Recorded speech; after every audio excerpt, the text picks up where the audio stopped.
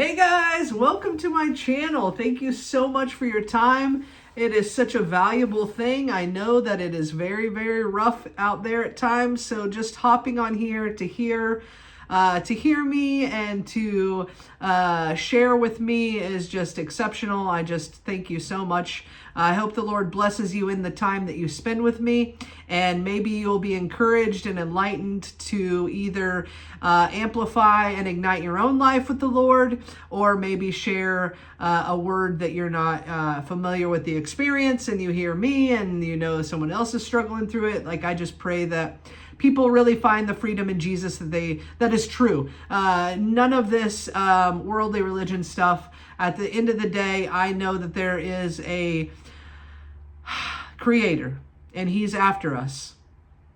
And it's him after us, not us after him. So at the end of the day, I just want to just praise him in it and thank him for everything that he's done for me and tell the world at the same time. So welcome, welcome, welcome to Back in the Closet.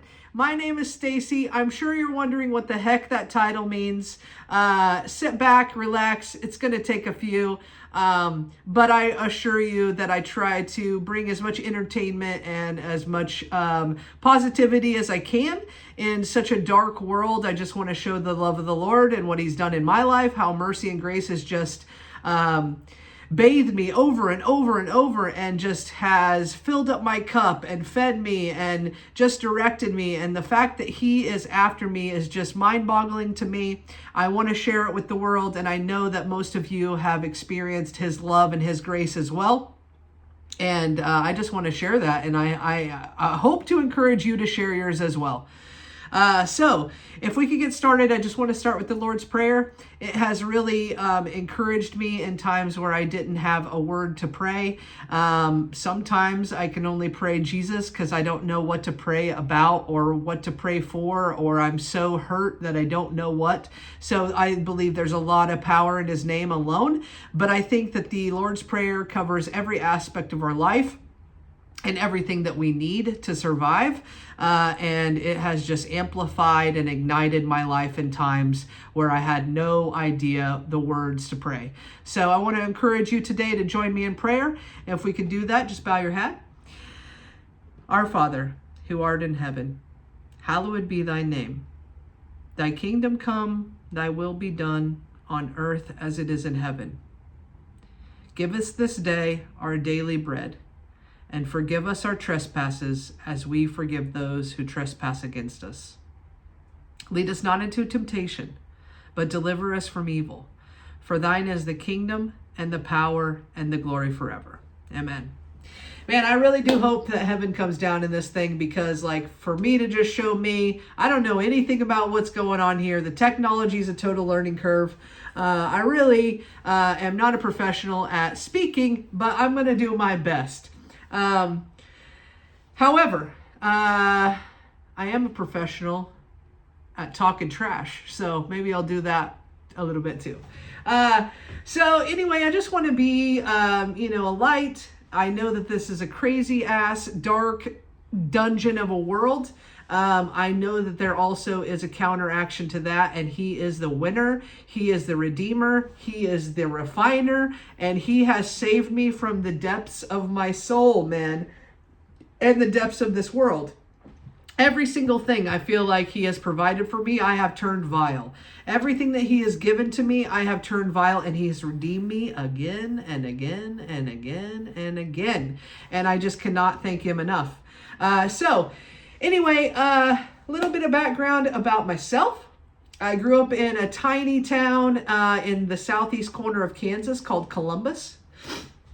Really quaint, really, really super amazing town filled with amazing people. Went to great school, had the greatest teachers. I have had the greatest, most rich upbringing. Even though there was traumas and issues in the household, what I know now as an adult and who I've came across in my life, I cannot complain about anything. The way that I grew up was almost magical. If it wasn't magical, I think that it was. I think God knew exactly what he was doing with the family that he gave me. I know he knew exactly what he was doing with every situation that my parents have went through to lead me up to this point. And I just delight in all of it. Grew up in this small town, played sports, was in band.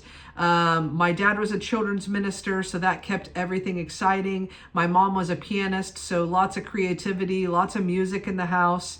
Just like rock star musicians in my family. Just really, really exceptional upbringing. Almost comical at times because it was so like unrealistic.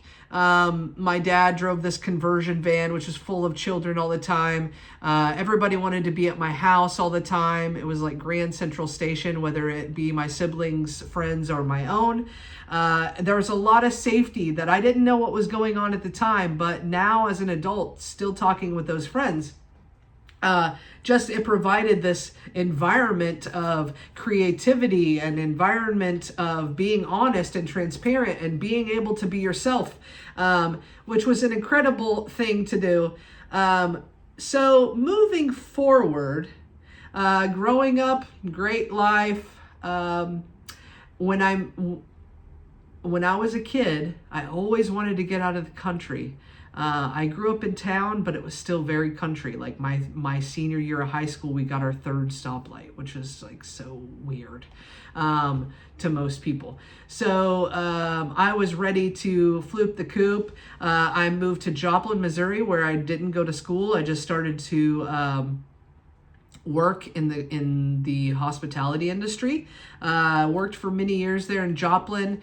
Have a lot of stories from there, have a lot of stories from childhood as well that we'll get into. But moving forward, I decided to go to culinary school. So I moved to Springfield, Missouri, where I attended culinary school there. And what a delight that experience was as well. I've always been intense, so it was just kind of like a God-given grace for me to enter that industry of psychoness, psycho behavior, and intense and loud, obnoxious, just fit right in. So it was definitely, I was at the right place, the right time. So then moving on, just leading myself up into this point, I don't really know what the purpose is of this whole podcast, but I do know that I have been saved from the trenches of different scenarios in my life. Even though my parents gave me that foundation, there's been times where I have fallen from that, and where I have story after story after story of God picking me up out of that situation and placing me upright, cleaning me up, dressing me up, and sending me on to the feast. So I am so grateful. I am so humbled in this experience. Like I said, it's just like a huge learning curve for me. So I'm just trying to be as transparent and honest as possible. So that being said, me being an intense person, I pretty much follow spiritually intense guidance. It takes a lot for me to get the light turned on upstairs. And I always seem to go for the intense teachers online. So spiritual guidance and ways I need intense direction too, because there's a lot of times where I can hear something but I just don't do it. I'm a slow learner, if you will. So I just want to share Priscilla Schreier. I like her a lot. I follow her online. She has like a Pentecostal evangelistic outlook on the Lord, which is really in line with my way of beliefs. I was raised Pentecostal, and I do believe, like, doctrine wise, I fall into that the most in the way, in the views that I believe in, the ways that I believe in. So I am I'm always attracted to people that are pretty intense. So here is a woman that is talking about that there is an enemy and how he's real, how he doesn't want you to know that he's real. He wants you to just think that it's like a fairy tale thing. I'm here to tell you that there is an enemy, and he has gotten a hold of my life numerous times. I don't think his intentions are for you to follow him as in worship him.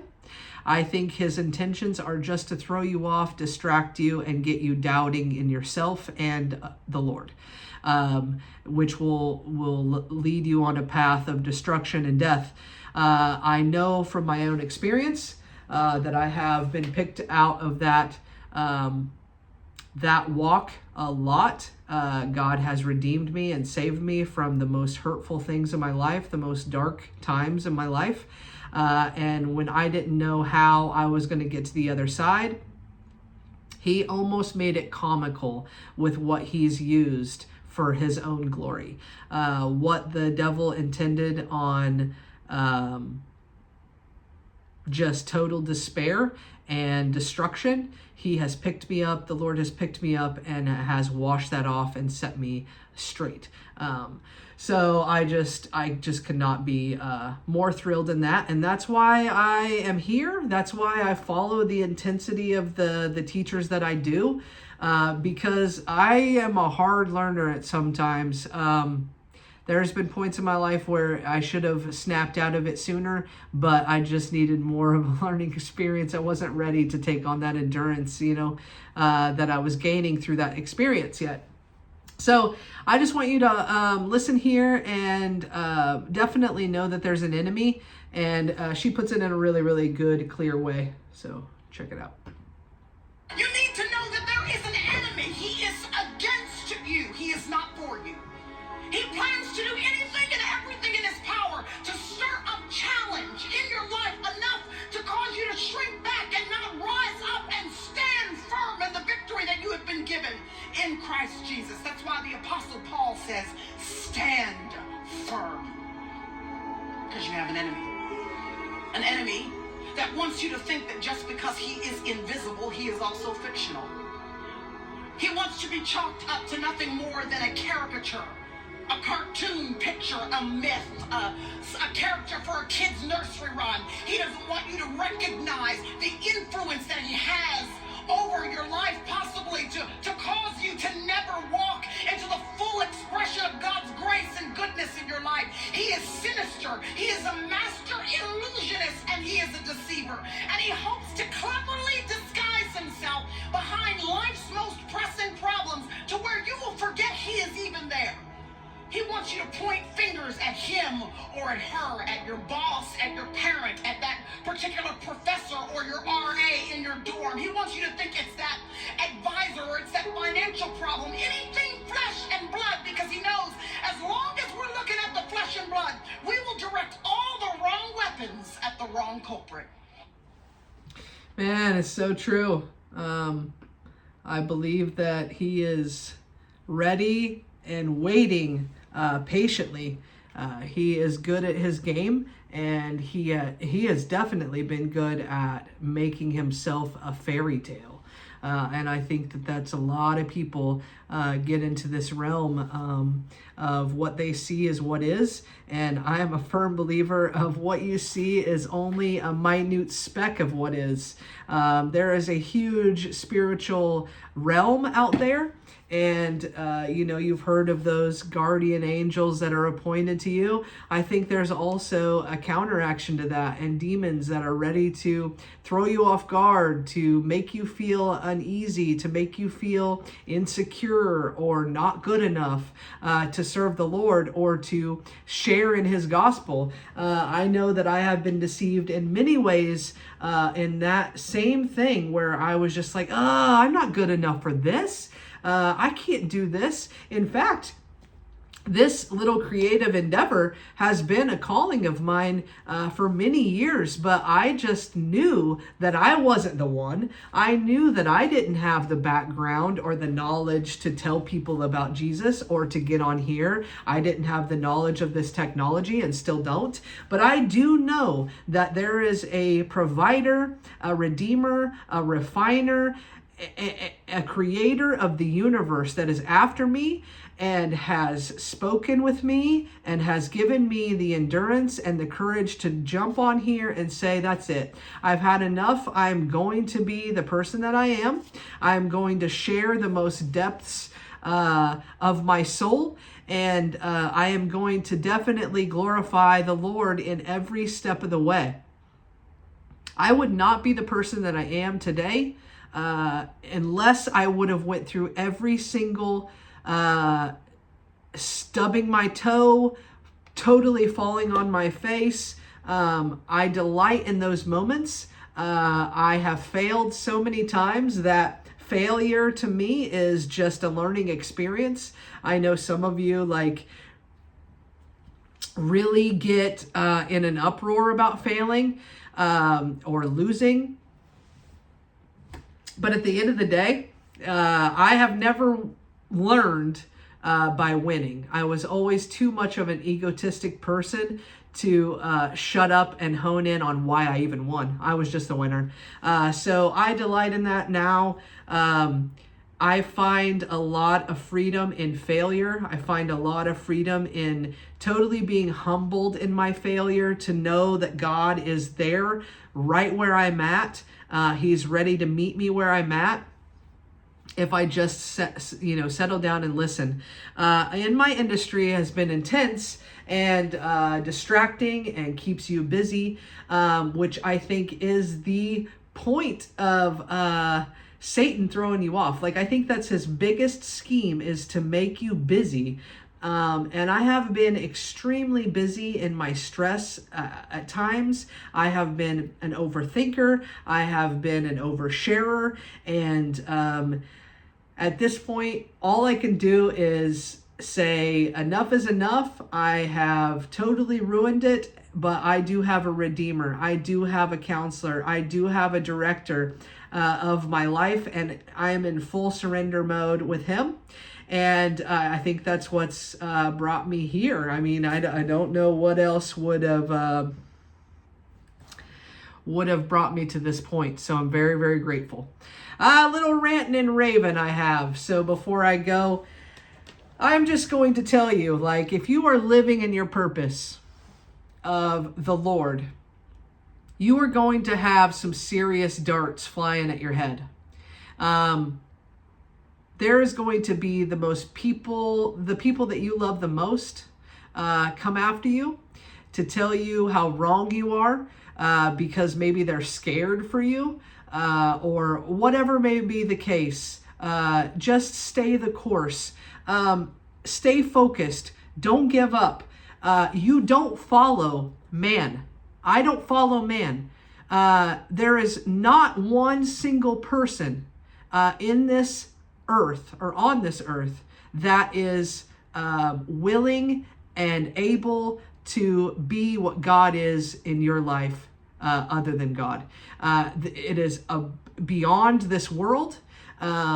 There is nothing that can guide you better than the voice right inside of you. The spirit that lives inside of you is willing to take on every single aspect of your life and give you direction, whether it be your finances, whether it be your relationships, whether it be your education road, whatever it may be, your purpose in this life. He is ready to direct you, and he's the only one that can make you flourish in your own purpose. I'm not saying that you can't have talents. I'm not saying you can't get rich in this world. I'm not saying that you can't have everything that you possibly could have tangibly. I'm not saying you can't have every beautiful woman or beautiful man that you want. But that is an earthly thing. And this world is so much more than what we can see. At the end of the day, everybody needs saving. And I am a walking example of being saved on a regular basis. I have went through some tragedy in my life. I have experienced some exceptional things. I've experienced some really dark things. But at the end of the day, God is there for me. So the difference in between living a life of outside of his purpose and living a life inside of his purpose is peace and joy and contentment. You can have full contentment in the total darkness that you go through in life because he's there. And his love and his direction in your life is, I'm telling you, will make you fall into something just extremely magical, beyond this world. I would not be doing this if it wasn't for something else that you can see. So again, thank you so much for your time. I just want to just encourage you to stay on track, to listen to that inner voice, to let God work on you and hone on you and prune the most dark places or the most calcified places in your life. Surrender that to him and you will flourish. Thank you so much again for joining in. I will see you next time. Check you later.